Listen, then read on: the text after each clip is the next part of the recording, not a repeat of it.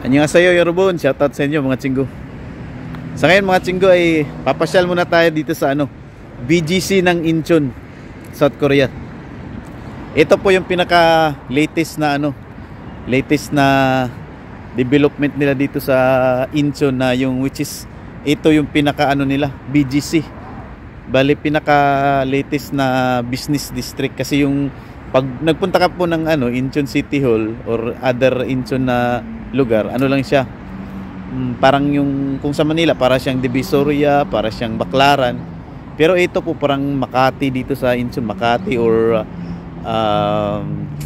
ano ba yan, mga Mandaluyong, yung mga BGC, yun nga. Ayan, so ngayon ipapakita ko muna sa inyo mga lods, at mamaya tatalakayin natin yung pagiging isang EPS release, kung ito ba talaga ang dahilan ng mga sadyang na hindi na kukuha ng Pinoy dahil sa mga nagpaparelease. Sa ngayon muna, titinan muna natin ang lugar. Napakaganda ng lugar. Mga lods, nakikita natin, sobrang nagtataas ang gusali. Napakaganda tingnan. Mga po sila, mga state of the art na architecture. Bali yung gusali nila, iba-iba yung design eh. Tingnan mo, parang pa, parang ba yung design na yan? Parang alon sa dagat, no? Ayan, tingnan nyo yan. Yung sky blue na yan. Yun, nagtataas ang gusali dito. Business district kasi ito mga lods. Kumbaga parang kung sa siya, sa Cebu, Ayala Business District, or sa Manila, BGC, or Makati, yun, Mandaluyong. Tingnan nyo naman, ito yung state of the art na nila. Design ng ba to? Hindi ko tuloy malaman kung art center pala ito mga lods. Ayan, art center, sobrang ganda. Sa baba may tubig. Yan, nagtataas ang gusal. Mamaya i-discuss natin mga lods yung kung release ba talaga ang dahilan ng ang pagpaparelease ng mga Pinoy dito sa Korea, ang dahilan na ang mga sadyang ay ayaw ng kumuha ng Pinoy. Pag-uusapan natin yan mga lods, no? Pero bago muna yan, tingnan nyo muna yung kagandahan dito sa Incheon. Ito yung pinaka business district nila na bago, new architecture, bagong mga gusali. Yan, sobrang ganda. Kasi pag nagpunta ka ng Incheon City Hall or other Incheon na lugar, mga gusali pa rin sila, pero hindi sila yung pinaka latest na infrastructure or mga state of the art na mga buildings. Bali dito po talaga ang pinaka bagong nila, bagong pasyalan. Andito na lahat, mga hotels, shopping center, mga office, parang BGC nga siya, or yung mga Ortigas, Makati. Tingnan nyo yan, sobrang ganda. Yun, may ilog pa yan, may pasyalan pa yan dun sa dulo. Mamaya pag-uusapan natin yung yung about sa mga release na kung yun nga ba ang dahilan ng mga sadyang na ayaw ng kumuha ng Pinoy dahil sa pagpaparelease ng mga EPS nga, no? Ayan, tingnan nyo, sobrang ganda mga lods. Ito yung dito, pinaka bagong nila, sentro ng Incheon. Nandito po tayo sa Sungdo, Incheon, South Korea. Sobrang gaganda ng mga gusali, di ba? Ayan, Ayan.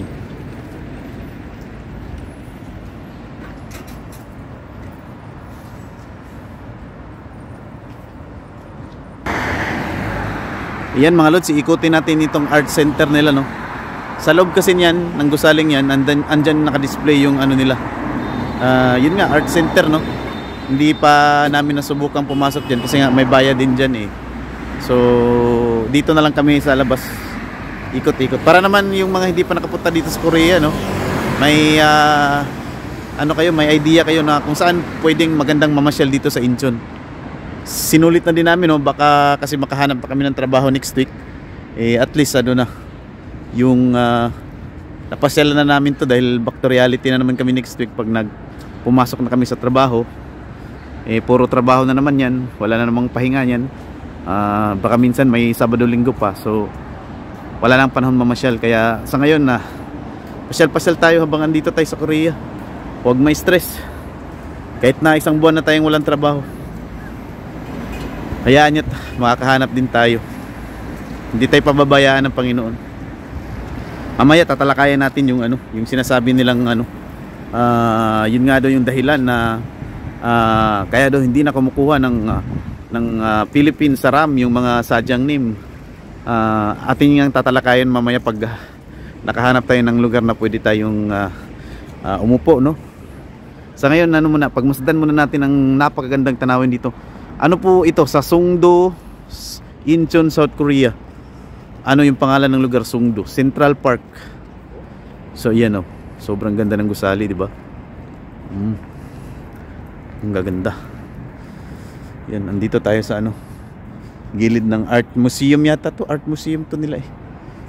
Yan yung entrance, kaso hindi na tayo papasok kasi nga magbabayad pa tayo dyan. Mayroon kasing palabas dyan, no? Tsaka mayroong mga display sa museum nila. Yan, oh. Sobrang tataas ng gusali. Tapos ito, may ano, ilog dito.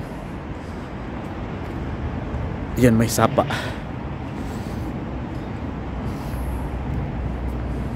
Dito paggabi mga lods, ang ganda, sobrang ganda paggabi kasi may mga ilaw kasi dito. Pati yung mga tulay na yan, may ilaw yan paggabi.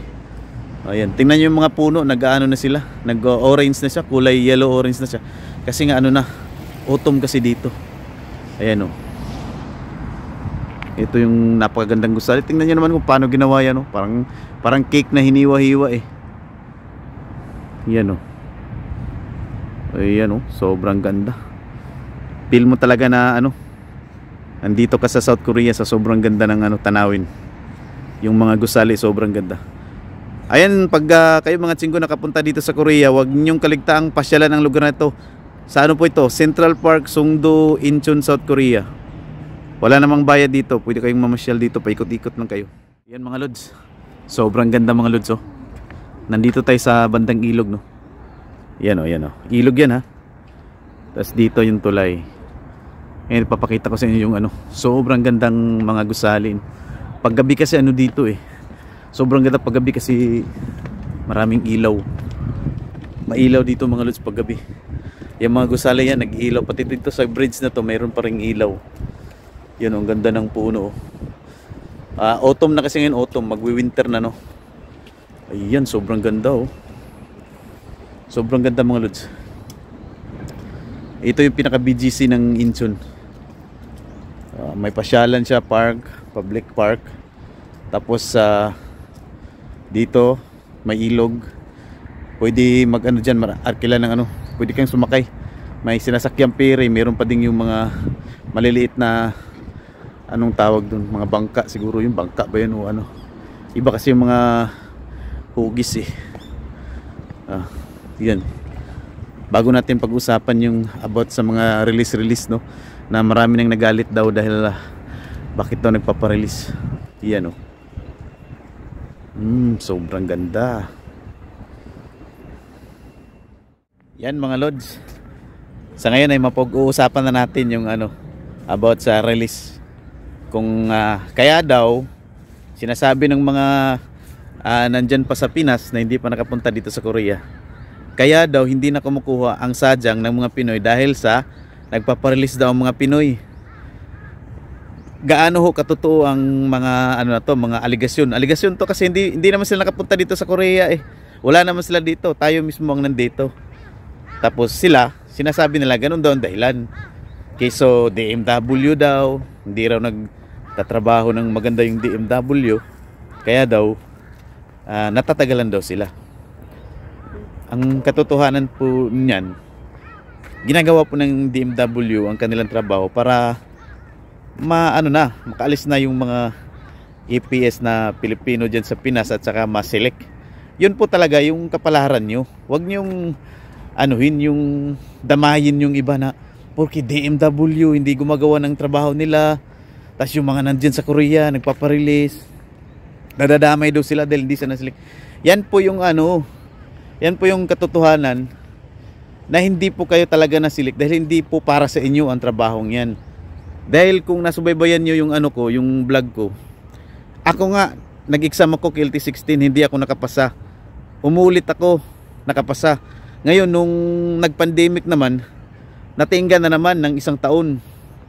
Dahil nga sa pandemic. Ngayon, dahil sa pandemic, nagkaroon ng mga bagong rules.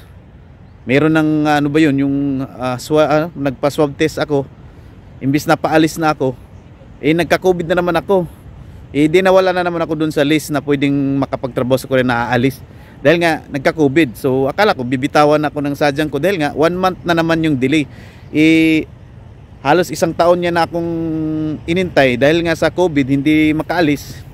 Hindi naman ako niya kinancel. Andyan pa naman yung company ko. Tapos nung paalis na ako, mahigit na 1 taon akong inintay ng sadyang. Tapos nung paalis na ako, nagka-COVID na naman ako. So pagka-COVID ko, 1 buwan na tingga na naman dahil ano na naman. Ayan tingnan niyo yung sobrang ganda mga lods, di ba?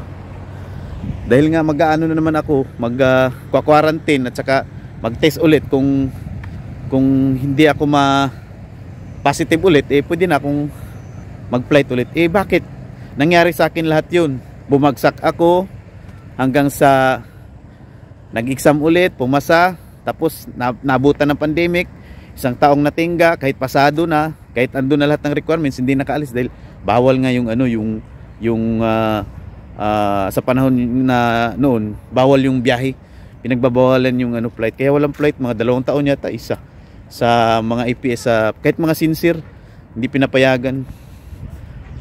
Nataon kami noon na yun yung time na nag-exam kami KLT 17 tapos pandemic.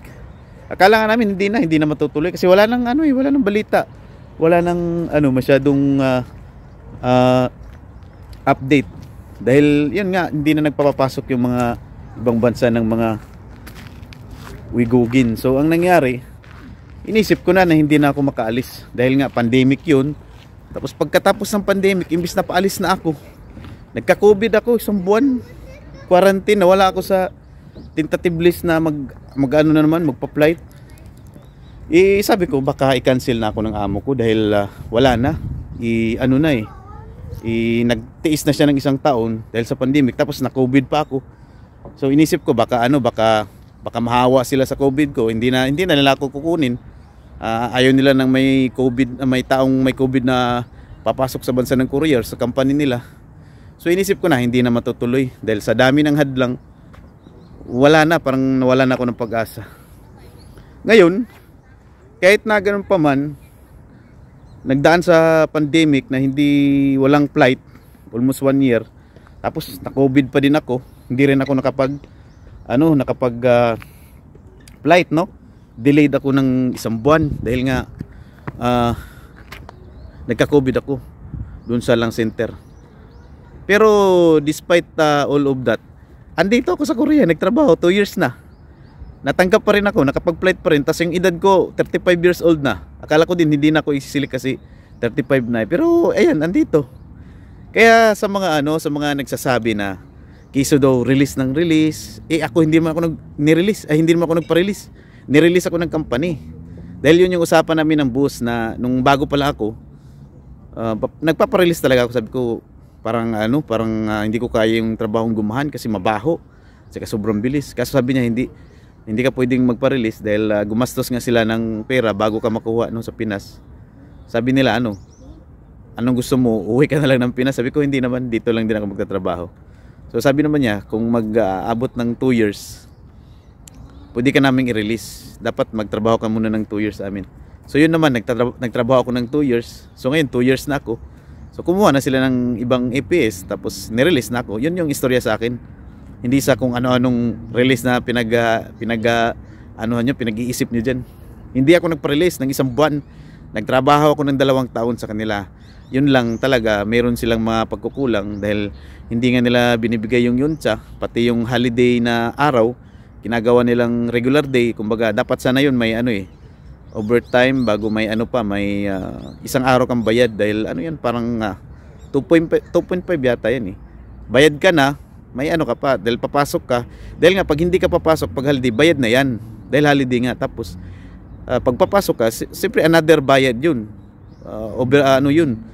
Iba naman yung usapan dun. 1.5 yung ibabayad sa iyo dun. Kumbaga mahigit sa isang araw na sahod. Bali, sa amin overtime fee. Pero sa kanila, regular, wala, hindi sila nagbabayad, no. Regular pay lang, parang walang holiday na nangyari.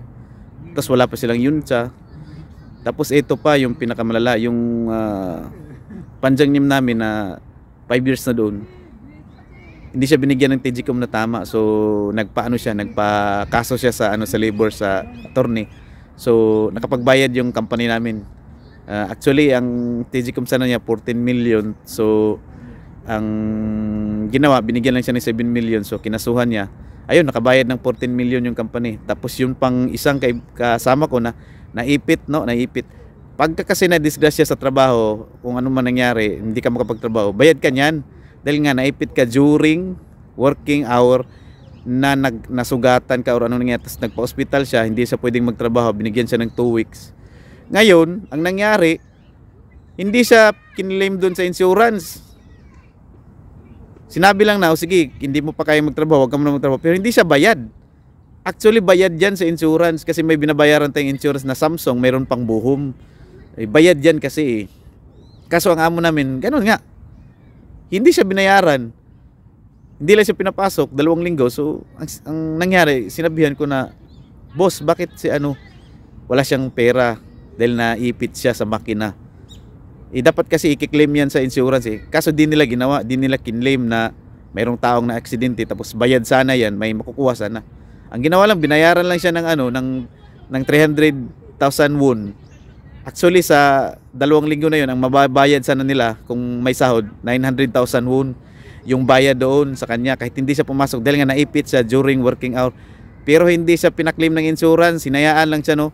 O yun, binigyan lang siya ng 300,000 won. So ikaw, gusto mo pa ba sa ganyang company?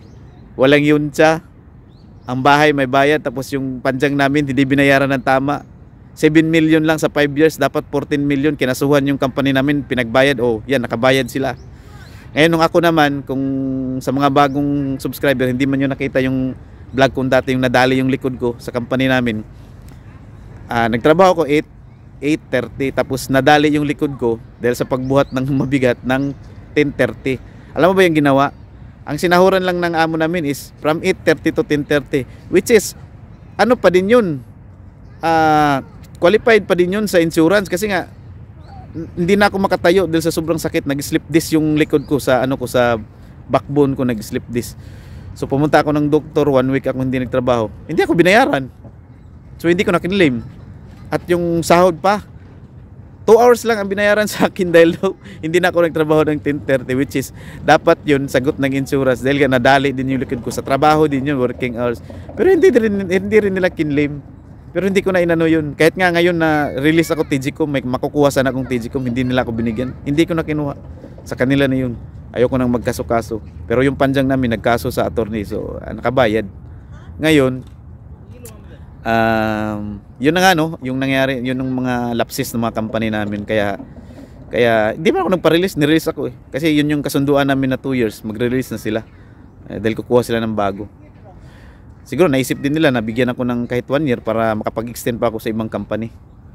So about naman sa release, mga lods, sa release po, sabihin natin ang mga Pinoy ay nagpapa-release dahil meron naman talaga kasing binigay na 3 release sa isang contract sa 3 years, no. Pero wag po nating isipin na ang dahilan yan ay mga Pinoy na nagpapa-release kaya ayaw kumuha ng mga sadyak.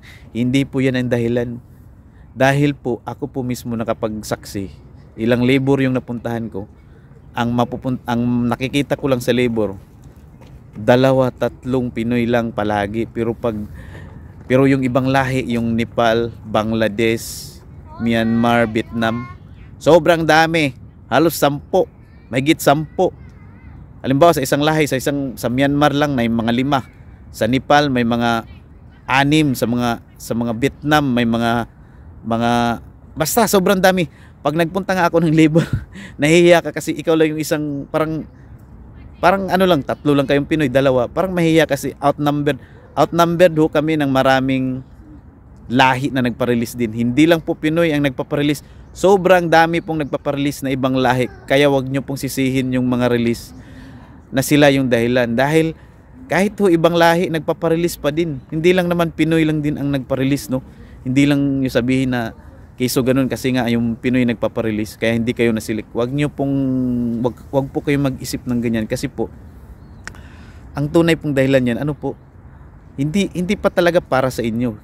Hindi pa ibinibigay. Kaya wag niyo isipin na ganun. Ako nga, tingnan niyo, bagsak ako Kilty 16. So hindi ako sumuko, umulit ulit. Ngayon pumasa, naabutan naman ng pandemic. Inatingga, 1 taon. So akala ko hindi na rin matutuloy dahil pandemic. So wala nang balita. Almost 1 year na balita. Pasado na ako pero almost 1 year walang balita. Nakapagpasa na ako ng medical, lahat-lahat na. Tapos wala kang makikita, wala kang makikitang update sa DMW at sa mga EPS website dahil nga walang ano doon ng panahong yun. Walang balita dahil hindi nga nagpapapasok ang Korea. Tapos nung nagpapapasok na, nandoon na yung pangalan sana sa waiting list na ako sa deployment na. Na-COVID pa ako. Nung na-COVID ako, 1 buwan din ako natingga. Akala ko hindi talaga kukunin ni sadyang kasi yun na nga siya, nagtiis ng 1 taon dahil sa pandemic tapos COVID, nagka-COVID pa. Baka kasi isipin ng sadyang na wag na yun dahil nagka-COVID na ganun. Pero hindi. Andito ako sa Korea, 2 taon na. So, hindi nyo talaga masisisi ang mga ibang mga hadlang, no? Actually, hindi naman talaga hadlang yung mga nagpa-release na Pinoy, yung mahina yung ng DMW. Sadyang lang talaga po. Hindi pa talaga para sa inyo. Bakit ngayon walang hinto yung lipad ng mga EPS na Pinoy papunta dito sa Korea?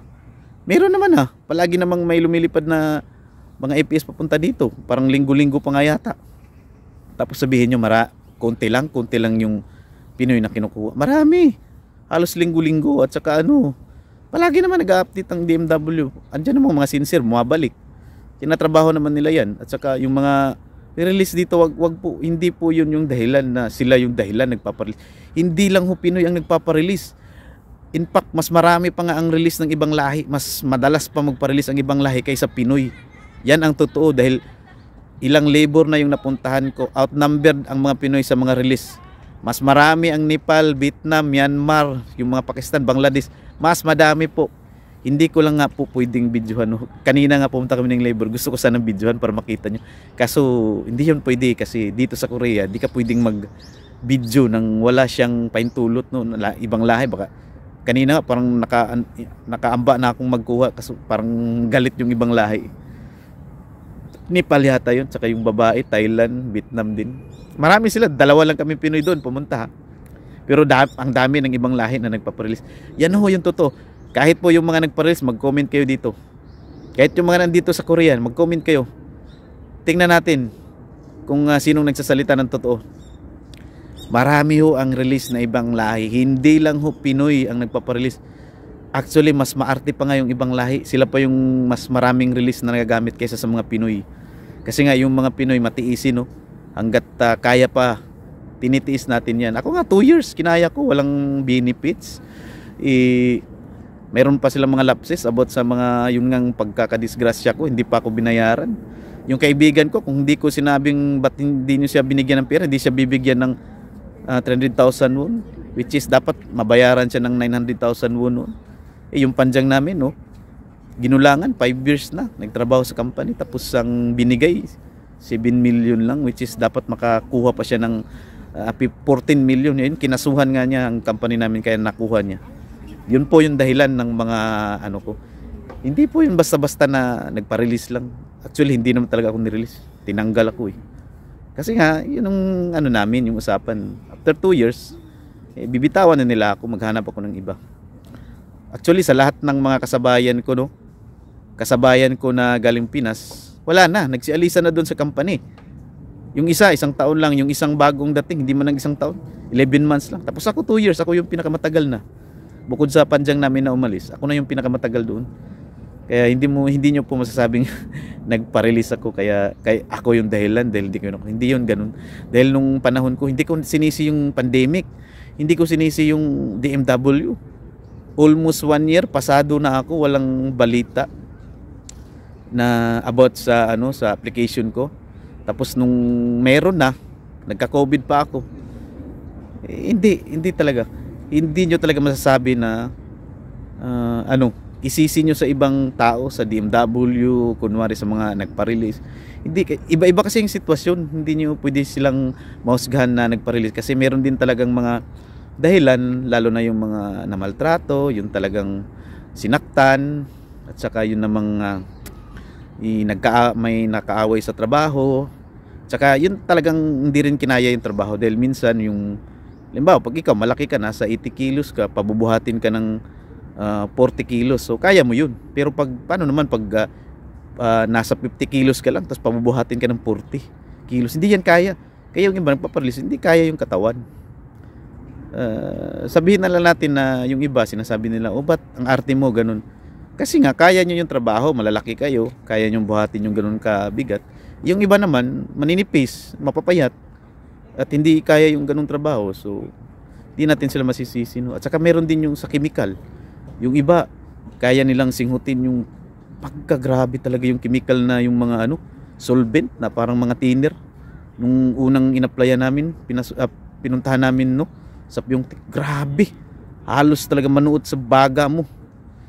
Yung kasamahan kong isa sukang-suka pero yung nandoon umabot naman sila ng sincere, nakayanan nila, pero hindi nyo pwedeng sabihin na lahat kayanin dahil iba-iba yung kakayahan ng mga tao.